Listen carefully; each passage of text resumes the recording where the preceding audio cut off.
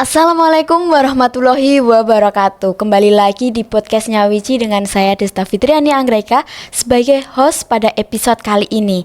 Pada episode kali ini kita akan menelisik terkait pelayanan publik di MPP Wonogiri, di mana kita sudah kedatangan narasumber dari lingkungan hidup, sehingga kita akan membahas terkait lingkungan hidup di Kabupaten Wonogiri.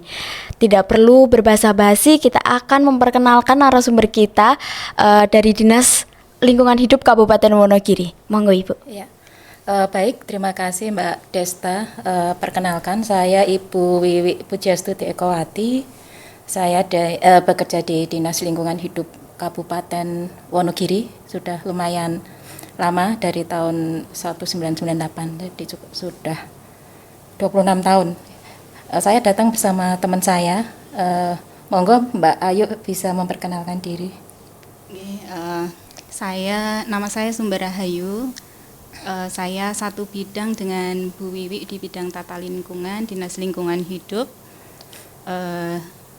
Kalau Bu Wiwi udah lama gitu ya, kalau saya itu baru bergabung khususnya di tata lingkungan itu dari akhir 2001 sampai sekarang. Ibu. Ya, jadi kami mengucapkan terima kasih kepada PMPTSP ya, Dinas PMPTSP. Kami sudah bisa diberi kesempatan untuk mengikuti podcast sehingga kita bisa menginformasikan. Mohon izin untuk menyampaikan selamat pagi semua kepada pemirsa YouTube-nya, channel YouTube-nya Dinas PTSP. Terima kasih Ibu. Pada podcastnya Wici ini kita berkomitmen memberikan akselerasi informasi terkait pelayanan publik di Kabupaten Wonogiri melalui podcast YouTube Ibu. Begitu. Mungkin bagi masyarakat Wonogiri Ibu, terkait Dinas Lingkungan Hidup, ingin mengurus perizinan atau mungkin mengurus segala sesuatu yang berkaitan dengan lingkungan, monggo Ibu yang bisa disampaikan kepada masyarakat, layanan apa saja yang ada di Dinas Lingkungan Hidup yang berada di Mall Pelayanan Publik Kabupaten Wonogiri ini, Bu. Ya, baik Mbak Desta. Jadi kami dari Dinas Lingkungan Hidup Kabupaten Wonogiri membuka layanan yang pertama pengurusan SPPL. Tapi SPPL ini sebetulnya bisa terbit otomatis ya di OSS, bisa diurus. Namun demikian karena tidak semua kegiatan itu bisa tercantum di sistemnya OSS, jadi yang tidak tercantum di OSS bisa diurus secara manual ke Dinas LH. Misal contohnya kegiatan pemerintah itu kan non KPLI ya, itu nanti bisa langsung ke Dinas Lingkungan Hidup. Kemudian kegiatan sekolah, keagamaan, mungkin sekolah sebagian ada ya yang swasta, tapi kalau yang punya pemerintah memang tidak ada. Itu yang pertama. Kemudian yang kedua nanti ada permohonan untuk pemeriksaan dokumen lingkungan ya, yang untuk skala menengah tinggi. SPPL tadi juga termasuk dokumen lingkungan, tetapi untuk yang skala mikro kecil, tapi ada juga yang skala menengah tinggi itu namanya KLUPL atau AMDAL. Nah, itu juga bisa kita layani permohonan pemeriksaannya. Yang pertama KLUPL, kemudian AMDAL, kemudian ada dokumen lain yang namanya DPLH maupun DELH. DPLH itu dokumen pengelolaan lingkungan hidup, itu gantinya KLUPL jika kegiatan itu sudah berjalan. Jadi untuk rencana kegiatan KLUPL dan AMDAL. Tetapi untuk kegiatan yang sudah berjalan tetapi belum memiliki dokumen lingkungan, yang UKLUPL itu diganti dengan DPLH, kemudian yang AMDAL itu bisa dengan dokumen DELH, dokumen evaluasi pengelolaan evaluasi lingkungan hidup. Kemudian selain itu ada juga kita melayani untuk dokumen kajian baku mutu air limbah. Tapi nanti ini outputnya persetujuan teknis untuk pengelolaan air limbah. Nah, pertek ini ada beberapa, kita nyingkatnya pertek ya. Jadi pertek ini ada beberapa yang terkait air limbah itu namanya dokumen standar teknis untuk pemenuhan baku mutu air limbah dan dokumen kajian teknis untuk pemenuhan baku mutu air limbah. Kemudian yang kedua standar teknis untuk pemenuhan baku mutu emisi. Kemudian yang kedua kajian teknis untuk pemenuhan baku mutu emisi. Kemudian yang ketiga itu rintek limbah B3. Nah, untuk yang emisi ini khusus untuk pabrik-pabrik yang menggunakan cerobong mengeluarkan asap. Kan kalau kita lihat kan di pabrik-pabrik itu ada cerobong tinggi-tinggi itu kan. Nah, itu kan dia asap yang dikeluarkan dari cerobong itu harus memenuhi baku mutu yang dipersyaratkan oleh peraturan perundang-undangan biar udara kita tidak tercemari.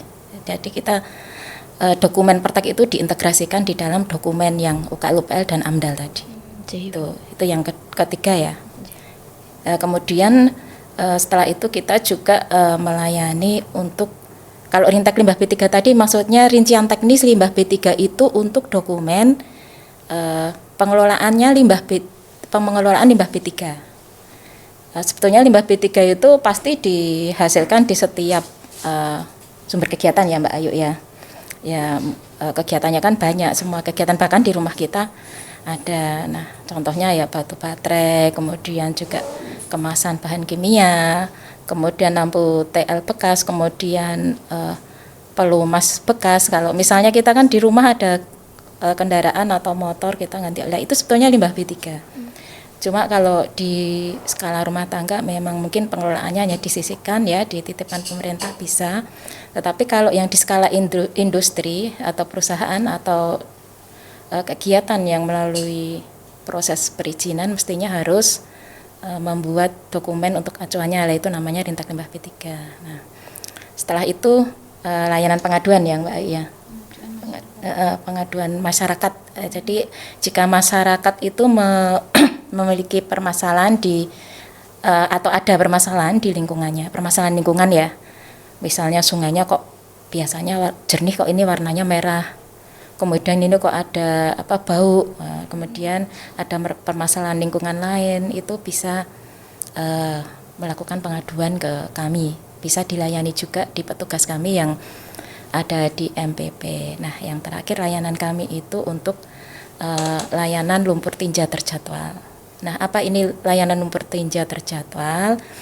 Ini maksudnya kita menjadwal semua masyarakat yang ingin menyedot septic tanknya. Nah, jadi kami punya unit pengolahan yang namanya IPLT atau instalasi pengolah lumpur tinja ya. Lokasinya ada di Desa Kerjolor, Ngadirojo. Kalau Mbak Ayu mau ada tambahan. Oke, mungkin keluarannya dari DLH itu adalah bentuknya persetujuan lingkungan, kaitannya apa dengan perizinan berusaha, itu merupakan salah satu persyaratan dari izin berusaha yang salah satunya kan persetujuan lingkungan itu dari DLH, kedua KKPR itu tata ruang, kemudian PBG yang dari DPU. Jadi kami yang bagian persetujuan lingkungan itu diperoleh melalui pembuatan dokumen lingkungan, yaitu yang tadi seperti SPPL, KLUPL dan AMDAL. Gitu. Kalau SPPL tanpa persetujuan lingkungan ya, bisa langsung itu dokumen lingkungan, baru yang UKLUPL dan AMDAL. Ya. Kalau SPPL bisa diakses melalui OSS ya, gitu, bisa langsung ngeprint aja. Jadi kita nggak menerbitkan apapun, bahkan kita tidak memberikan pengasahan apapun. Kalau OSS yang versi sebelumnya kan kita verifikasi di OSS. Nah, ini yang versinya sekarang ini sudah dia terbit sendiri. Nah, ini yang kadang kita juga wah ini kita nggak tahu ini datanya SPPL gimana, ini benar nggak SPPL atau bukan. Kadang kan kalau input data udah benar apa belum kita nggak tahu jadinya. Itu. Karena tidak ada verifikasi dari DLH Bu. Untuk UKL, UPL tadi kan sampun disinggung Bu. Itu yang wajib memiliki UKL, UPL itu sinten mawon Bu? Pada dasarnya itu semuanya itu sudah ada listnya ya.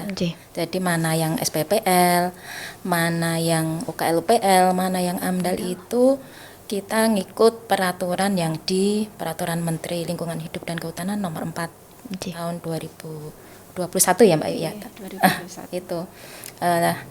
Namun demikian ada beberapa kegiatan yang tidak memandang permen itu, misalnya berada di kawasan lindung itu harus AMDAL. Oke. Berbatasan juga harus AMDAL. Kawasan lindung itu apa? Jadi kawasan lindung itu kawasan yang memang sudah ditetapkan oleh pemerintah sebagai kawasan lindung, terdiri dari misalnya hutan lindung. Hutan lindung ada, kemudian kawasan geologi. Kalau yang di sini adanya itu hutan lindung, kawasan geologi. Kalau hutan lindung itu seperti yang di Wonogiri, kemudian yang di Indonoloyo itu di bagian tengahnya ada yang dilindungi. Oke. Di Gunung Gandul itu kan ada bagian tengahnya yang ada petilasan itu ya. Itu Oh, contohnya oke. itu juga termasuk hutan lindung. Kemudian kalau kawasan geologi itu maksudnya kalau yang di sini yang di RDTR sebagai yang di RDTR ditetapkan sebagai kawasan lindung geologi itu kawasan bentang alam kars yang ada di Praciman Toron Ji. ya, tapi tidak semuanya, tidak semua area, hanya beberapa bagian dari area itu yang kars itu. Gitu Mbak Ayu menambahkan. Kalau untuk UKL-UPL tadi sebenarnya ada yang di OSS itu bisa terbit langsung. Kalau dia ada form standarnya itu bisa langsung klik itu udah selesai di Terbit situ. sendiri, Tapi gitu. ada yang seperti yang kalau yang belum ada form standarnya, nah dia harus mengurus manual. Secara manual ya ke Jadi DLH. datang ke LH, biasanya itu resiko menengah tinggi, itu belum ada form standarnya, jadi dia proses manual. Jadi pengajuan ke kita, nah itu melalui pembahasan oleh tim, kalau disetujui kita bisa terbitkan persetujuan PKPLH namanya kalau Persetujuan pengelolaan dan pemantauan lingkungan hidup. Oh, nggih. Kalau alurnya sendiri untuk memproses UKPL maupun AMDAL gitu pribadi nggih, Bu? Ya. Begini, biasanya kan orang itu datang kalau yang proses OSS kan tinggal klik-klik ya, Nggih. kita bicara yang manual ya. Nggih. Biasanya orang yang datang ke kami itu kan belum tahu ya alurnya. Jadi mereka datang dulu ke kami. Kemudian kami minta untuk membuat arahan. Sebetulnya penapisan itu bisa mandiri ya. mandiri. Ya bisa, dia sendiri itu bisa. Ada formnya Amdalnet juga. juga. Ya Amdalnet juga bisa. Sebetulnya sudah difasilitasi, tapi kebanyakan yang ke kita itu ya membuat arahan karena dia takut salah. Nggih. Jadi membuat surat arahan ke kami. Kemudian langsung kita jawab ya kalau udah datang itu ya apa poin-poin yang ada di jawaban kita itu yang pertama dia kewenangannya siapa dulu. Jadi tidak semua kegiatan yang ada di Kabupaten Wonogiri itu bisa dinilai oleh kami atau oleh pemerintah Kabupaten Wonogiri. Ada beberapa kegiatan yang kewenangannya itu di provinsi maupun di pusat. Kalau pertambangan begitu sebagian di provinsi, sebagian di pusat. Tidak ada kewenangan yang di kabupaten. Energi di bidang energi semua di pusat ya. Nggih. Seperti PLTA seperti itu. Terus kemudian kita kan juga misalnya mau ada PLTS ini, itu juga di pusat. Seperti itu. Nah, setelah selain itu ya, itu kita acuannya di PP5 ya, PP5 tahun 2021 ya. Kemudian selain itu jenis dokumennya apa? Jenis dokumennya itu apa? Kita melihat deskripsi kegiatan yang dilampirkan di surat arahan itu. Jadi kita minta melampirkan deskripsi usaha ya, luasannya, kemudian jenis kegiatannya, penggunaan airnya, luas gedungnya, baru kita bisa menentukan itu berdasarkan Permen 4 tadi. Nah, setelah dia membuat arahan, kita menyampaikan arahan, misalnya itu kewenangan kabupaten, dokumennya UKL-UPL ya. Kita langsung menjadwalkan. Jika sudah lengkap administrasi ya, seperti yang Mbak Ayu sebutkan tadi, tata ruangnya sesuai, kemudian dan lain-lain administrasi yang disebutkan tadi, kita langsung menjadwalkan untuk pembahasan. Nggih. Nah, pembahasan setelah kita bahas, dia masih perbaikan atau belum? Kalau masih perbaikan, kita kembalikan, kemudian dia wajib memperbaiki itu sebetulnya di aturannya dalam waktu 5 hari. Nah, setelah dia perbaikan, seandainya dia sudah benar, nah kita segera menerbitkan yang namanya PKPLH tadi. Sebetulnya itu cuma ada beberapa dokumen yang diintegrasikan di UKL-UPL. Yang namanya Pertek tadi, yang layanan kami. Sehingga itu harus diurus dulu sebelum UKL-UPL. Berarti harus mengurus Pertek dulu Ya, baru mendaftarkan ke LPL Ya, nggih, Bu. kita kan harus tahu dulu kegiatan itu potensi tidak mencemari lingkungan atau mencemari udara. Kalau pabrik pasti dia harus Pertek air limbah, kemudian Pertek emisi, rintek limbah B3 baru ke UKL-UPL-nya. Begitu. Nah ini kadang-kadang yang membuat lama tuh malah justru di prakteknya ini. Nah ini tergantung, jadi banyak faktor yang mempengaruhi cepat atau lambatnya proses itu diselesaikan. Kalau kita berusaha mengikuti SOP ya yang sudah ada gitu. Asik, menang arisan. Tapi mau diapain ya uangnya? Cering! Buat jajan aja. Jangan, itu boros. Udah, mendingan buat seneng-seneng aja. Mending ditabung aja buat masa depan. Mau seneng sementara, menderita setelahnya? Enggak mau kan? Tabung uang Anda di BPR BKK Wonogiri. Dapat bunga? Iya. Berhadiah? Aman? Tentu saja, karena dijamin oleh LPS. Ada fasilitas jemput bola juga loh. Tabungan Anda langsung dijemput oleh staf kami tanpa Anda perlu datang ke kantor. Ikut nabung dong, Mbak. Kalau waktunya itu harus menunggu berapa lama sih Bu untuk akhirnya mendapatkan UKL UPL itu Bu? Nah ini hitungannya dari mana? Kalau dari praktek pasti nanti lama, kita hitungannya dari UKL UPL aja ya. Kalau dia seandainya sudah punya praktek-praktek itu ya tadi dia misalnya membuat arahan, berapa lama dia membuat arahan, kemudian kita jawab, misalnya hari ini kita jawab, besok kita dapat asman, kita kasihkan, kita jadwalkan sidang paling lama 5 hari juga. Kita menjadwalkannya itu dari kita membuat surat itu 5 hari dari itu. 5 hari dari itu ya Mbak Ayu ya. 5 hari administrasi lengkap, 5 hari itu kita buat sidang pembahasan gitu. Nah, setelah itu kita bahas, dia memperbaikinya juga maksimal 5 hari.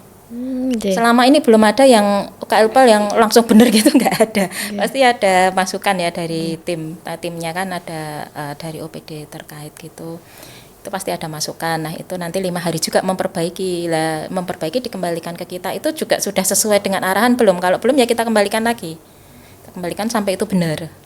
Nah, kadang ya juga ada yang sekali benar, 2 kali benar, nah itu tinggal ngalikan 5 hari itu. Jadi tergantung, saya nggak bisa bilang oh ini 10 hari selesai, nggak bisa, 12 hari selesai, nggak bisa, karena saya harus nanya pemohon izin, kamu mau nyusun dokumen berapa lama, mau memperbaiki berapa lama. Jadi bukan hanya di kita aja waktunya itu gitu. Kalau untuk AMDAL sendiri Ibu, masyarakat seperti apa yang harus memiliki AMDAL? Maksudnya pelaku usaha ataupun pabrik-pabrik seperti apa yang harus memiliki AMDAL gitu Ibu? Nah, yang memiliki AMDAL itu tentu saja yang resikonya tinggi ya, berdampak penting, resikonya tinggi, dan kita sebenarnya tinggal lihat lampiran yang di Peraturan Menteri Nomor 4 tadi, tahun 2021, atau kita lihat lokasinya itu berada di kawasan lindung atau tidak. Kalau di kawasan lindung itu atau berbatasan, sebesar apapun skalanya harus AMDAL. Itu karena kita melindungi kawasan yang sudah ditetapkan sebagai kawasan lindung. Contohnya ya, kalau yang di Permen 4 itu misal tidak di kawasan lindung ya, misalnya rencana kegiatan tambang yang diintegrasikan dengan pabrik semen itu pasti AMDAL. Ya, kegiatan PLTS yang 100 hektar itu pasti AMDAL. Seperti itu. Terus kalau rumah sakit itu tipe dengan tipe A, dengan bangunannya itu 10.000 bangunan, luas lantai bangunan. Lantai bangunan itu kan misalnya lebarnya 10, panjangnya 10 itu kan 100. Nah, itu tingkatnya kan dihitung. Misal dari kumulasi itu ada 10.000, itu sudah AMDAL. Ini contoh-contohnya seperti itu yang di Permen 4 itu. Kalau untuk alurnya sendiri pripun Ibu untuk mengurus AMDAL gitu Bu? Ya. Ini biar kita share, biar Mbak Ayu gantian nih. Harus pengumuman dulu bagaimana. Nah, kalau untuk AMDAL itu dimulai dari pertama juga membuat arahan ke kami, atau penapisan mandiri itu melalui AMDALNet itu bisa. Tapi AMDAL itu masih dalam pengembangan, tapi bisa dipakai kalau untuk penapisan. Kalau untuk arahan ke kami ya, buat arahan ditujukan ke Kadinas LH, kami keluarkan arahan. Kalau misalkan itu benar AMDAL, berarti pertama Pemrakarsa harus membuat pengumuman melalui media massa, kemudian pengumuman di lokasi dia Lokasi, sendiri. Kemudian setelah itu Di kantor pemerintah juga Mbak, Oke. ya di desa, di dinas LH itu harus ya, ya. Di pengumuman- media massa juga oke, harus. pengumuman di banyak tempat boleh. Oke. misalnya. Iya. Kemudian dari pengumuman itu kan ada saran tanggapan masyarakat, itu dikasih waktu 10 maksimal 10 dalam waktu 10 hari saran masuk itu. Kemudian setelah itu ada harus melakukan konsultasi publik FGD gitu. Jadi itu melibatkan seluruh lapisan masyarakat terdampak, juga instansi yang membidangi. Setelah konsultasi publik, LSM juga harus terlibat ya LSM, betul, LSM. LSM lingkungan ya. Ya. Setelah konsultasi publik dilaksanakan, baru menyusun kerangka acuan. Nah, AMDAL itu kan ada tiga bagian, yaitu kerangka acuan atau KA, kemudian ANDAL sendiri, analisis dampak lingkungan, kemudian RKL RPL, rencana pengelolaan dan pemantauan lingkungan. Nah, untuk KA itu setelah disusun, kemudian diajukan ke namanya sekarang TUK, tim uji kelayakan. Itu kemudian dilakukan pembahasan. Setelah dari pembahasan itu keluarlah berita acara yang menentukan kesepakatan dampak penting hipotetik DPH dan kesepakatan lainnya. Kemudian baru masuk ke ANDAL. Nah, dulu pertek dulu ya. Oh iya, Ya, sebelumnya pertek harus dulu, sebelum ANDAL itu tetap harus Ya. ada pertek-pertek Nggih, tadi. nggih, jadi memiliki pertek- kalau KUPL kan pertek di awal ya. Nggih. Kalau AMDAL itu KA tadi, kerangka acuan, baru pertek selesai baru dokumen selanjutnya. Ya. ANDAL. Nggih, dilanjut. ANDAL. Nah, ANDAL RKL RPL. Nah, itu ada tingkatannya juga untuk nah, tadi maaf, sebelumnya KA itu tadi juga menentukan di berita acaranya itu ada ini masuk di AMDAL A, AMDAL B, AMDAL C gitu. Kalau misalkan di AMDAL A itu ketentuan 60 hari ya, itu ada di PP 22 sih. PP ada 60 hari. AMDAL A itu 180 hari, AMDAL B 120 hari, AMDAL C itu 60 hari. Tapi juga waktu itu juga tergantung juga seperti tadi. Yang KLPL tadi, dia mau berapa lama Permasalahannya. perbaikan. Ya, itu kalau untuk waktu-waktu itu sebenarnya sudah dirinci, ada rinciannya juga sudah komplit di PP 22, itu kita tinggal melaksanakan. Tapi kalau ada tergantung pelaksanaannya ada masalah-masalah seperti tadi gitu. Bisa membuat lama, Berarti proses pembuatan AMDAL itu membutuhkan masyarakat juga nggih Ibu untuk Iya. karena dipublikasikan juga masyarakat juga harus terlibat nggih. Nggih, dan itu dari yang disampaikan Mbak Ayu KA tadi, Nggih. di berita acaranya kerangka acuan itu wajib menentukan masyarakat, wakil masyarakat yang akan duduk dalam penilaian AMDAL. Jadi ikut menilai ANDAL RKL RPL-nya. Jadi ANDAL tadi dokumennya itu ada RKL RPL-nya. Jadi ANDAL RKL RPL itu nanti yang bahas masyarakat itu diikut sertakan. Gitu. Tetap melibatkan ya. Harus nggih. Dan harus mewakili. Nggih. Nggih. Apabila masyarakat mungkin menolak adanya pembangunan tersebut ataupun itu LH berhak untuk ikut memediasi atau pripun nggih, Ibu? Iya, jadi kita lihat dulu ya, masyarakat itu konteksnya dia tuh menolak karena apa dulu. Jadi kita lihat dia, konteksnya dia. Kadang-kadang kan ada menolak itu ada karena nggak seneng, misalnya nanti kalau di situ tanah saya nggak kebeli, ada masalah-masalah seperti itu. Tapi ada yang menolak karena memang itu sangat berdampak buat masyarakat. Nah, kita harus mengkaji benar tidaknya. Kita kan di tim untuk yang namanya tim uji kelayakan itu kan punya tenaga ahli ya Mbak, dari akademisi ya. Ahlinya macam-macam tergantung dia itu rencana kegiatannya apa, ahli kesehatan, ahli transportasi, ahli biologi, ahli kimia, bahkan ahli sosial juga masuk. Nah, sehingga kita jika menemukan hal permasalahan seperti itu, kita mengkaji, kemudian kita rumuskan bersama TUK. Nah, itu nanti hasilnya yang terbaik seperti apa kita sampaikan. Kalau memang benar-benar itu akan mengganggu masyarakat dan dari sisi dampak positifnya itu lebih kecil dibandingkan dampak negatif, keputusannya bisa tidak layak. Jadi keputusan untuk AMDAL itu ada 2 ya, yang namanya SKKL, itu ada surat keputusan kelayakan lingkungan dan surat keputusan ketidaklayakan lingkungan. Nah, itu bisa menjadi faktor untuk terbitnya surat keputusan ketidaklayakan lingkungan, tapi harus dengan argumen yang kuat, tidak asal ini ada yang protes nggak layak ya, tidak seperti itu. Mungkin dari Mbak Ayu ada tambahan? Kalau ya setelah ini kan tadi bicara alur ya, kalau tadi sudah sampai di penyusunan AMDAL RPL itu misalnya sudah disetujui atau memperoleh rekom dari tim TUK, bisa lanjut ke kita menerbitkan SKKL tadi ya. SKKL. Nah, SKKL itu diterbitkan oleh kepala daerah. Jadi kalau di Wonogiri ini berarti Bupati Wonogiri, seperti itu. Iya, Bu.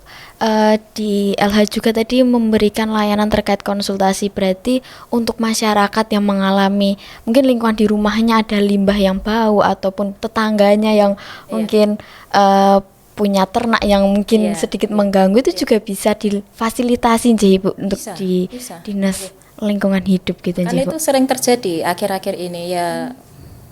Banyak ya, kemarin ada kasus bau peternakan bebek karena di lingkungan perumahan, bau kasus peternakan ayam. Ini yang usaha menengah ke bawah ya. Ada juga bau yang radiusnya kilometer karena limbah misalnya, itu juga ada, dan itu kita fasilitasi, kita mediasi, kita berikan, kita rapat koordinasi. Kalau yang besar ya yang kecil yang besar cuman yang besar mesti lebih intens ya, melibatkan stakeholders, kemudian gimana nih jalan keluarnya. Nah, seperti kasus yang besar kemarin, ini harus upgrade IPAL ini IPAL-nya karena ini kapasitasnya meningkat, gini kurang sesuai, harus perubahan dokumen. Nah, sekarang sudah selesai seperti itu. Jadi bisa dilayani, kecil, menengah maupun besar, silahkan melakukan pengaduan di layanan kami di MPP. Nanti akan kita screening ini. Selain di MPP juga ada portal-portal yang di internet ya, Lapor apa itu. Kalau di Wonogiri biasanya nanti dari Kominfo juga langsung ke kami juga, nanti diteruskan ke DLH. Nah, begitu penjelasan dari Dinas Lingkungan Hidup terkait perizinan maupun pengurusan layanan yang ada di Dinas Lingkungan Hidup Kabupaten Wonogiri. Mungkin dari Bu Wiwi maupun Mbak Ayu bisa menyampaikan harapannya kepada masyarakat Wonogiri terkait lingkungan begitu, Ibu. Monggo, Ibu. Mungkin mewakili kita berdua ya.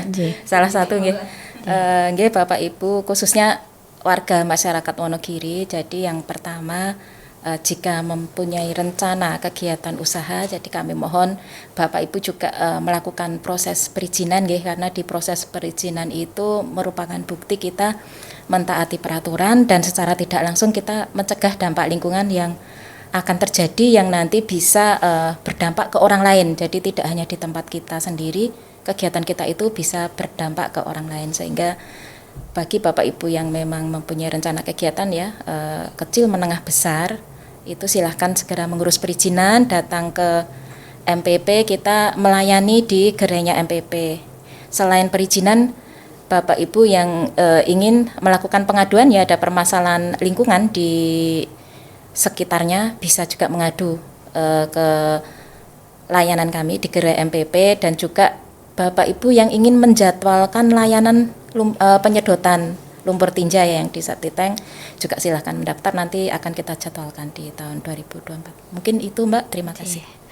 Baik teman-teman semua, sudah kita dengarkan, sudah kita simak bahwa banyak sekali layanan lingkungan yang bisa diurus masyarakat maupun pelaku usaha baik menengah kecil maupun juga tinggi je Ibu. Iya. Bahwa memang perlunya aware terhadap lingkungan je Ibu, Iya, karena betul, Mbak, kita iya. hidup juga lingkungan harus bersih untuk Iya, menjaga kesehatan iya, je Ibu, iya, sama, seperti iya, itu. iya, Apalagi bener, iya. penyedotan tinja itu tadi yang harus Iya. dilakukan 3 tahun je Ibu minimal. Itu minimal atau maksimal je Ibu? Ya minimal kita melihat dia ukuran ininya ya. Ukuran sapi iya, tanknya iya, je iya. Ibu. Perlunya aware terhadap itu ya je Ibu, Iya. bahwa itu nanti juga berdampak pada air yang ada di rumah. Je. Betul, nggih. Oke, siap.